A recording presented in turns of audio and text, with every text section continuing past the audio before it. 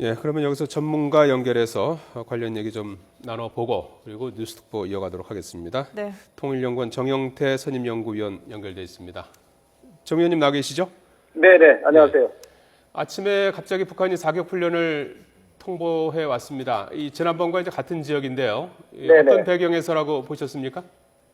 예, 북한도 역시 그 군사 훈련을 하는 것은 남측이나 큰 틀림이 없을 것이나, 이번 경우에는 이제 그 오바마 대통령이 방한을 했을 때, 그리고 그 남북한의 상당히 그 상당한 동맹 차원에서 강경 정책이라든가 원칙론을 견지한다는 이런 정책, 이런 데 대한 나름대로 불만이 고조돼 있다고 볼 수가 있고, 네. 또 이러한 어떤 정책을 통해서 또 모든 책임을, 이런 그 긴장 조성이라든가 이 책임을 우리 박근혜 정부한테 돌리려고 하는 그런 전술일 가능성이 있죠. 예.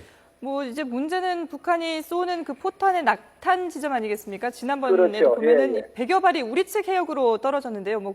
그게 고의는 아니든 간에요. 우리 군이 대응 사격을 그래서 결국 하지 않았습니까? 이번에도 그럴 가능성을 완전히 배제할 수는 없겠죠? 예, 그렇습니다. 북한이 그 NLL 이북 지역, 그것은 자기들의 영해니까, 네.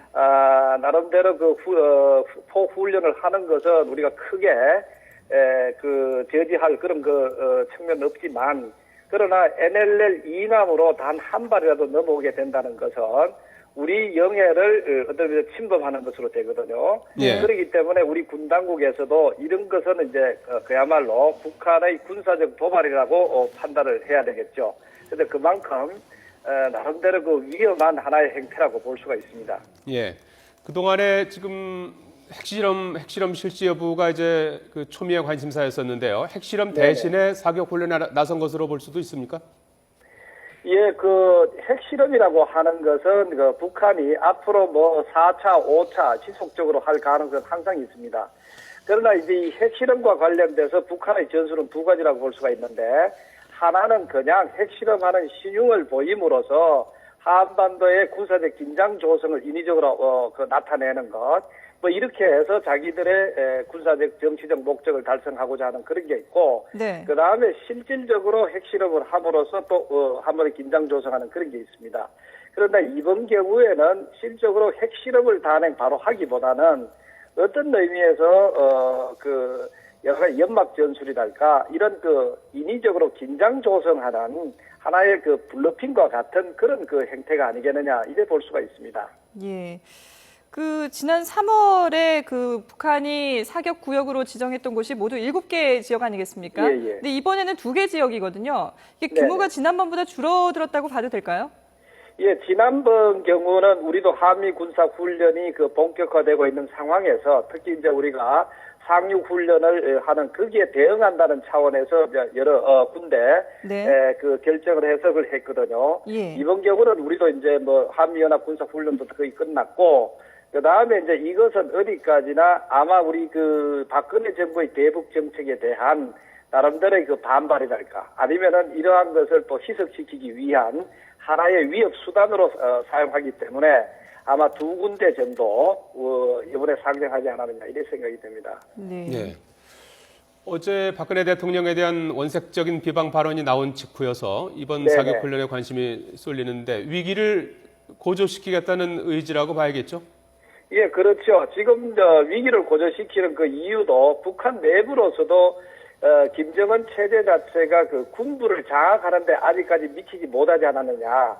그럼 이 군부를 강하게 장악하기 위해서는 역시 긴장을 조성을 해서 군사 대비 태세를 강하게 하는 이런 모습을 보일 필요가 있거든요. 그것과 동시에 우리의 대북 정책에 있어서 원칙이라든가 북한 입장에서는 강경 정책을 생각을 하겠죠. 이 정책을 인위적으로 변화시키고자 하는 하나의 수단으로 이러한 긴장 조성에 돌입을 하고 있다. 이렇게 보면 큰 틀림이 없을 것 같아요. 네.